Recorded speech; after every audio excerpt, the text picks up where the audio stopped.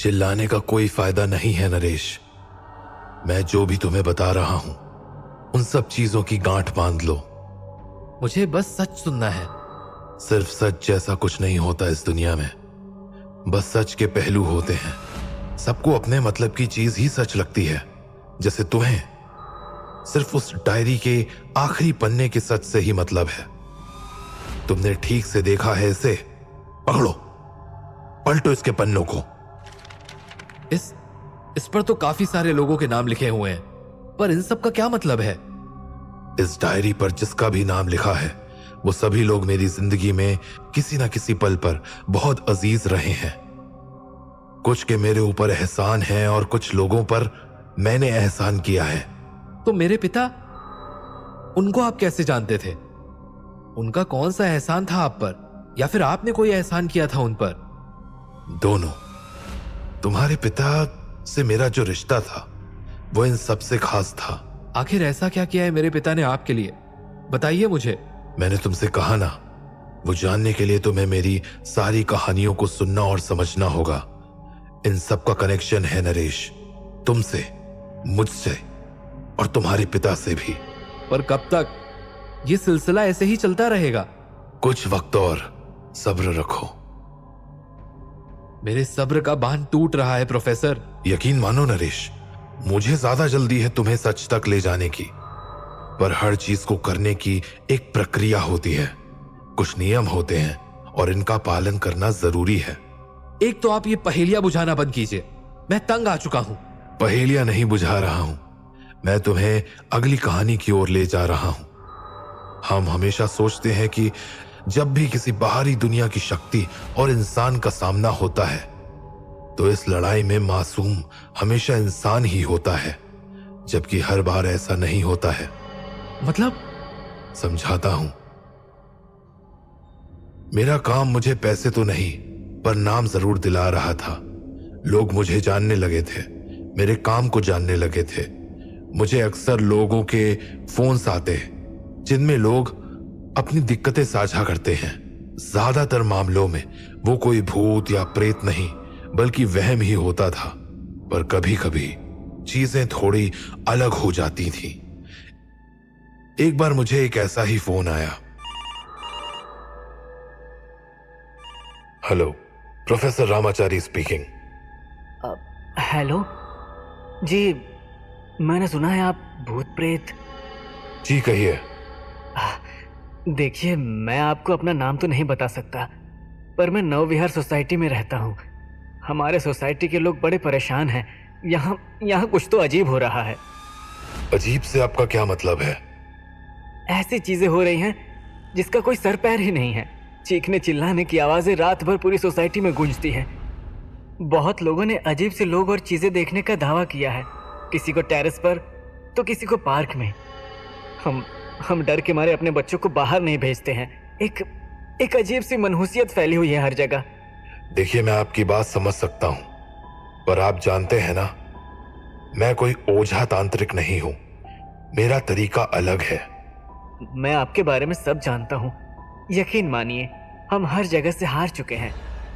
अब और डर डर के नहीं रह सकते हम यहाँ, और ना ही इस जगह को छोड़कर जा सकते हैं। अब आप ही हैं जो हमारी मदद कर सकते हैं। रोजी नगर, नवविहार कॉलोनी, सेक्टर 3। ठीक है, मैं देखता हूं मैं क्या कर सकता हूं। सर, एक जरूरी बात। हाँ कहिए। अब हम लोगों को शक है कि ये सब किसी के कारण हो रहा है। अच्छा, तो कौन है वो? अब हमारे ही सोसाइटी के हाउस नंबर 16 में एक औरत रहती है, अकेली। हमें लगता है कि इस फसाद की जड़ वही है। उसी ने कुछ उल्टा सीधा किया है। ये आवाजें ज्यादातर उसी के घर से आती हैं। हमारे छोटे छोटे बच्चे हैं, खुदा न खास्ता उसने इन्हें कुछ। सर आप प्लीज कुछ कीजिए। नहीं, ऐसा कुछ नहीं होगा। आप टेंशन मत लीजिए, मैं करता हूं। ठीक है, शुक्रिया। मैं आपको काम पूरा होने के बाद कहूंगा। आपसे बहुत उम्मीदें हैं हमें। जरूर। वैसे आपको ये मेरा नंबर कहां से?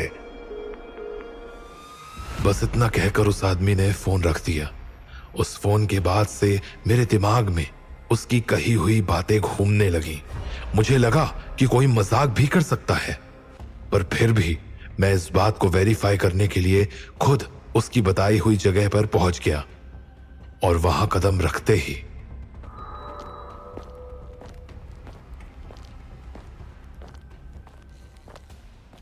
मुझे यह एहसास हो गया कि फोन चाहे जिसने भी किया था, पर वो झूठ तो बिल्कुल नहीं बोल रहा था।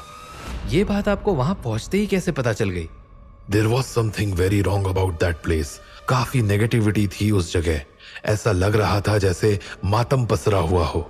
सुनसान सड़कें और अजीब सा सन्नाटा। दिन के उजाले में भी ऐसा लग रहा था जैसे ना जाने कितना ज्यादा वक्त हो गया हो कि कोई बाहर निकल ही नहीं रहा था। मैं अभी वहां घूम ही रहा था कि मेरी नजर पड़ी हाउस नंबर 16 पर। मैंने अपने कदम उस घर की तरफ बढ़ाए। ये लॉन तो पूरा गंदा हो रखा है। ऐसा लग रहा है जैसे महीनों हो गए हों किसी ने यहां की घास नहीं काटी हो। ये देखो, पूरा गार्डन गंदा है, बस ये कुछ फूल। ऐसा लग रहा है जैसे इन्हें अभी अभी जमीन में डाला गया हो। पर जो भी हो, इस बरामदे के अंदर आते ही मुझे घुटन सी हो रही है। कुछ तो गलत है यहां, बहुत ज्यादा गलत।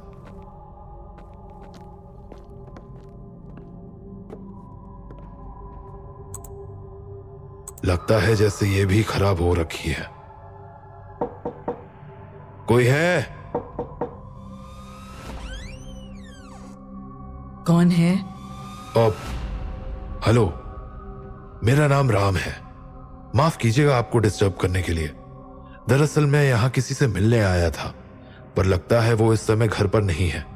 अगर आप बुरा ना माने तो क्या मैं आपका फोन इस्तेमाल कर सकता हूं? मेरे पास सेल फोन नहीं है। मेरे घर का फोन खराब है, मैं कोई मदद नहीं कर सकती। एक मिनट, कोई बात नहीं। फोन ना सही, कम से कम एक गिलास पानी तो पिला दीजिए। अजीब जिद्दी आदमी हो, मैंने कहा ना जाओ यहां से। देखिए, पानी पिलाना तो नेकी का काम होता है ना। मुझे कोई नेकी वेकी नहीं करनी है। जिसके मेहमान हो वही समझे। मैंने कोई ठेका नहीं ले रखा है किसी का। देखिए, आपको घबराहट हो रही है तो मैं चला जाता हूं, पर सच में मेरा इरादा सिर्फ पानी पीने का है। तुम ऐसे नहीं मानोगे। ठहरो, यही रुकना, मैं अभी आती हूँ। जी। अब या तो ये मुझे पानी पिला देगी या फिर डंडे से मारकर भगा देगी। अंदर इतना अंधेरा क्यों है? और ये अजीब सी स्मेल कैसी है? काफी हार्ड स्मेल है। ये औरत कुछ तो उल्टी खिचड़ी पका रही है अपने घर में। मुझे अंदर जाने का कोई तरीका निकालना होगा, ऐसे काम नहीं बनेगा। तजुर्बा इंसान को बहुत कुछ सिखा देता है, और अपने तजुर्बे से मैं इतना तो कह सकता था कि वो औरत कुछ तो छुपा रही थी। उसके चेहरे के हाव भाव, आंखों की कंपन, वो बस चाह रही थी कि मैं जितनी जल्दी हो सके वहां से निकल जाऊं। और मेरा इरादा तो कुछ और ही था। मैं ये सब सोच ही रहा था कि तभी वो औरत दोबारा बाहर आई।